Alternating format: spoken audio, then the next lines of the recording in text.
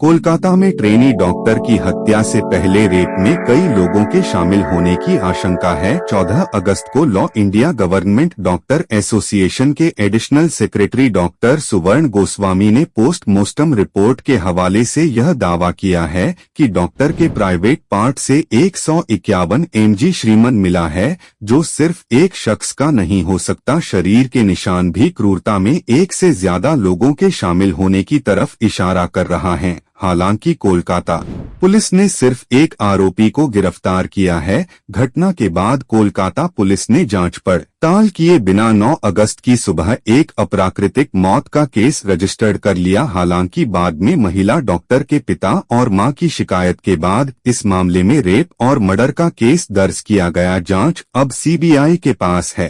Kolkata police की theory के मुताबिक इस घटना को सिर्फ संजय रॉय ने अंजाम दिया है। पुलिस की पूरी जांच इसी थ्योरी के इर्द गिर्द है। हालांकि 12 अगस्त को आई पोस्टमार्टम रिपोर्ट के बाद कई गंभीर सवाल खड़े हुए। 4 पेज की पोस्टमार्टम रिपोर्ट के मुताबिक पीड़िता के प्राइवेट पार्ट पर गहरा घाव पाया गया। चीख दबाने के लिए उनकी नाक, मुंह और गले को लगातार दबाया। गला घुटने से थायराइड कार्टिलेज टूट गया। डॉक्टर के सिर को दीवार से सटा दिया गया था, जिससे वह चिल्ला ना सके। पेट, होंठ, उंगलियों और बाएं पैर पर चोटें पाई गई। फिर उन पर इतनी जोर से हमला किया गया कि चश्मा टूट गया और शीशे के टुकड़े उनकी आंखों में घुस गए। आइए सिलसिलेवार ढंग से इस घटना को देखते हैं। इससे पहले एक छोटी रिक्वेस्ट की चैनल सब्सक्राइब जरूर करें और वीडियो को लाइक शेयर जरूर करें। तो चलिए कहानी को देखते हैं।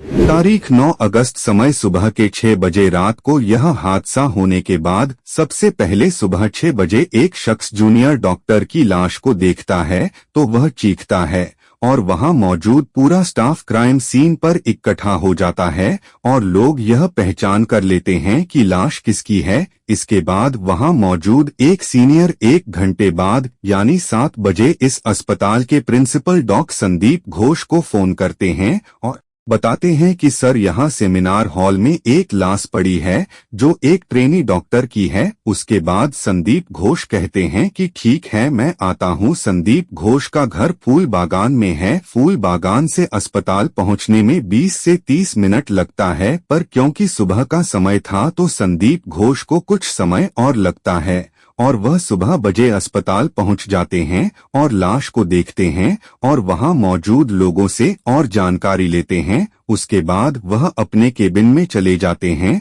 अब तक इन सब चीजों में 9 बज चुका था और 9 बजे संदीप घोष पुलिस को फोन करते हैं और बताते हैं कि आरजी कर अस्पताल के सेमिनार हॉल में लाश पड़ी है। 6 बजे लाश को सबसे पहले देखा गया और 9 बजे पुलिस को खबर जाती है। यानी इन सब में 3 घंटे लग जाते हैं और इन 3 घंटों में क्राइम सीन पर सब लोग इधर से उधर घूमते रहते हैं। फिर चाहे वह अस्पताल के कुछ सीनियर हो या डॉक्टर, मेडिकल स्टाफ हो या नॉन मेडिकल स्टाफ, चपरासी हो या चौकीदार, ऐसे में क्राइम सीन पर मौजूदा सबूतों जैसे फिंगरप्रिंट्स के निशान सब कुछ तहस-नहस हो गए, क्योंकि अपराधी के जूतों के निशान के साथ साथ वहां के स्टाफ के जूतों के निशान सब मिक्स हो गए। वहां मौजूद स्टाफ कहीं भी हाथ लगा रहा था, किसी भी सामान को उठाकर देख रहा था, तो ऐसे में अपराधी के फिंगरप्रिंट्स के साथ स्टाफ के फिंगरप्रिंट्स भी मिक्स हो गए और इस तरह कुछ सबूत अपने आप तहस-नहस हो गए। ऐसे में इतनी बड़ी घटना होने के बाद भी पुलिस को खबर करने में 3 घंटे क्यों लगे? जब लाश को 6 बजे देखा गया तभी पुलिस को खबर क्यों नहीं किया गया? अगर ऐसा किया जाता तो पुलिस क्राइम सीन को आकर प्रोटेक्ट करती, जिससे सबूत बचे रहते, जिससे हमें यह और अच्छे से पता लग जाता कि क्या संजय रॉय अकेला था या उसके साथ कुछ और लोग थे। अगर कुछ और लोग थे तो वो कौन लोग थे?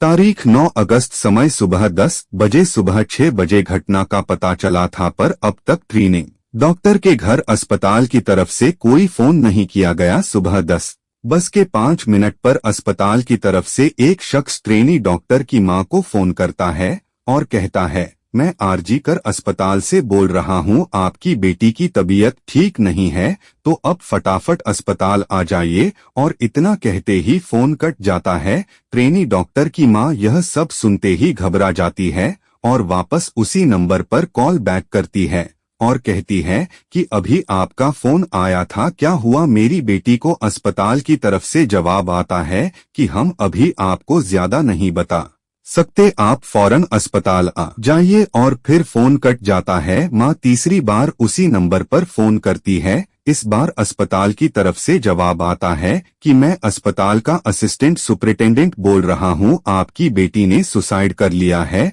आप जितना जल्दी हो सके अस्पताल आ जाइए। ट्रेनी डॉक्टर की माँ इतना सुनते ही घबरा जाती है।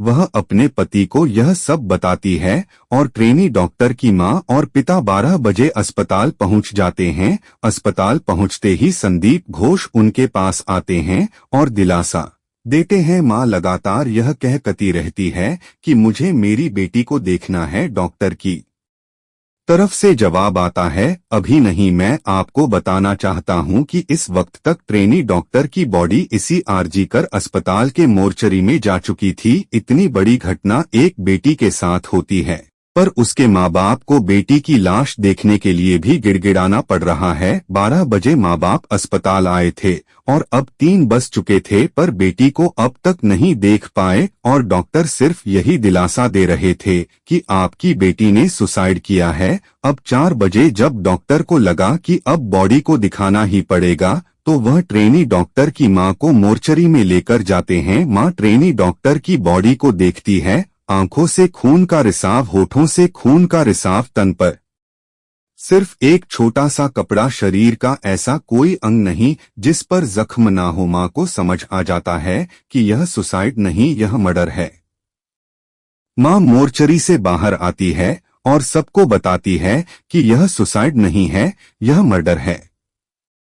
अस्पताल के छात्र अस्पताल के अंदर धरना प्रदर्शन करने लगते हैं और बात धीरे धीरे आग की तरह फैलने लगती है। अब जैसे आपने आगे कहानी सुनी कि उसके बाद पुलिस आती है, संजय रॉय नाम के एक आदमी को उठाती है और कहती है कि यही कातिल है, क्योंकि मौके से इसका ब्लूटूथ मिला है और उस दिन यह शराब के नशे में था और सेमिनार हॉल में जाता है और इसी ने पूरी घटना को अंजाम दिया है। अब संजय रॉय चारों तरफ खबरों में छा जाता है। अब तक ट्रेनी डॉक्टर का पोस्ट मास्टम हो चुका था, तो पुलिस अंतिम संस्कार की तैयारी करती है और ट्रेनी डॉक्टर की बॉडी को लेकर सभी बड़े अधिकारियों के साथ ट्रेनी डॉक्टर के घर के पास मौजूद शमशान में पहुंच जाती है। पर अभी उस शमशान में 3 लाशें लाइन में थी और चौथा नंबर ट्रेनी डॉक्टर का था। पर पुलिस मामले की गंभीरता को देखते हुए सोचती है कि 3 लाश के बाद नंबर आएगा तो काफी समय लग जाएगा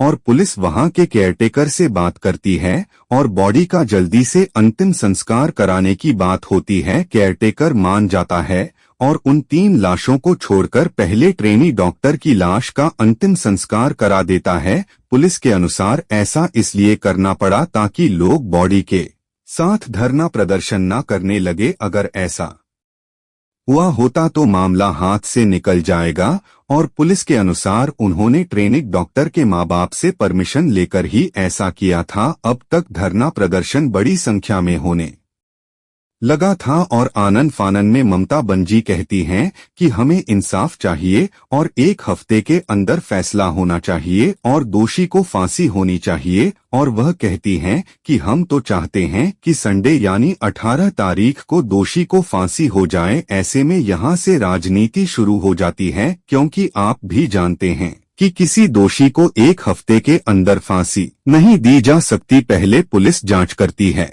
फिर लोअर कोर्ट, फिर हाई कोर्ट, फिर सुप्रीम कोर्ट, और यहाँ कितना समय लगता है यह तो हम सब निर्भया केस से ही जान चुके हैं। ऐसे में यह कहना कि हम 1 हफ्ते में फांसी दे देंगे, यह राजनीति नहीं तो और क्या हो सकता है। अब तक पुलिस की जांच चल ही रही थी कि कुछ लोग हाई कोर्ट पहुंच जाते हैं और कुछ सवाल कोर्ट के सामने रखते हैं, जैसे अगर घटना उसी अस्पताल में हुई तो पोस्टमार्टम भी उसी अस्पताल में क्यों किया गया, दूसरे सरकारी अस्पताल में क्यों नहीं किया गया, ताकि उसकी निष्पक्ष जांच होती। 7 बजे जब प्रिंसिपल को इस घटना का पता लगा तो उन्होंने 7 से 9 बजे के बीच किस किस से बात की और इन वाजिब सवालों को सुनकर हाई कोर्ट ने कहा कि अब इस केस की जांच सीबीआई करेगी। अब इस केस को सीबीआई देख रही है पर इससे पहले पुलिस सबसे पहले सेमिनार हॉल में पहुंची थी जहां उन्हें संजय रॉय का नेक बैंड मिला था और पुलिस के हिसाब से तो केस वहीं खत्म हो गया था। पर बीच में ही एक डॉक्टर यह कहते हैं कि पोस्टमार्टम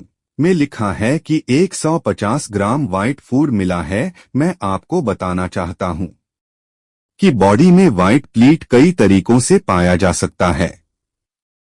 डॉक्टर का कहना यह था कि एक एवरेज इंडियन मैन का जो श्रीमन होता है वो 5 ml होता है, तो यहाँ 150 ml कैसे? डॉक्टर के अनुसार यह गैंग रेप की तरफ इशारा करता है। इस बात में कितनी सच्चाई है यह तो जांच के बाद ही पता लग सकता है, लेकिन बीजेपी नेता लॉकेट चटर्जी ने आरजी कर अस्पताल को लेकर बड़ा आरोप लगाया है। उन्होंने कहा है कि आरजी कर मेडिकल कॉलेज में मानव अंगों की चल रहा है। लॉकेट चटर्जी ने बताया कि या तो यहाँ से कोई कभी कूद जाता है या कभी कोई सुसाइड कर लेता है। यहाँ ऐसी चीजें अक्सर ही देखने को मिल जाती हैं। सब में एक ही चीज कॉमन होती है कि यहाँ पर हर घटना में संदीप घोष का नाम जरूर आता है। संदीप घोष जिन पर उंगलियां उठी और जो इस अस्पताल के प्रिंसिपल थे, उन्हें कोलकाता पुलिस ने जब पूछताछ के लिए समन भेजा तो वह पहुंचे ही नहीं और वापस कोलकाता पुलिस ने उन पर कोई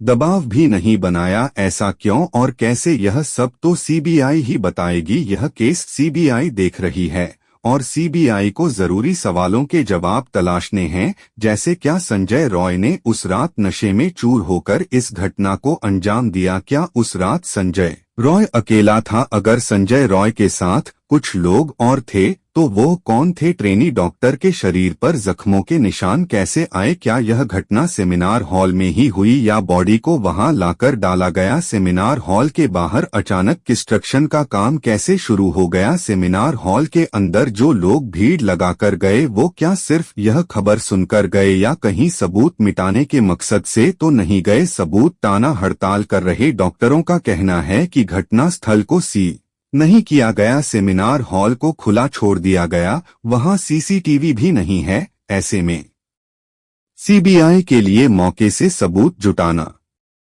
आसान नहीं होगा। घटना की रात अस्पताल में 5 लोगों की ड्यूटी थी। पोस्टमार्टम के आधार पर डॉक्टर भी घटना में 1 से ज्यादा लोगों के शामिल होने का दावा कर रहे हैं। ऐसे में सीबीआई की पहली चुनौती यह पता लगाना होगा कि इस घटना में कितने और कौन लोग शामिल हैं। अगर अब भी चाहते हैं कि ट्रेनिंग डॉक्टर को इंसाफ मिले तो कमेंट में अपनी राय जरूर दीजिए। आपको अभी तक क्या समझ आया? केस किस तरफ जा सकता है? आगे की अपडेट के लिए चैनल को सब्सक्राइब कर लीजिए। अपना कीमती वक्त मुझे देने के लिए आपका बहुत बहुत धन्यवाद।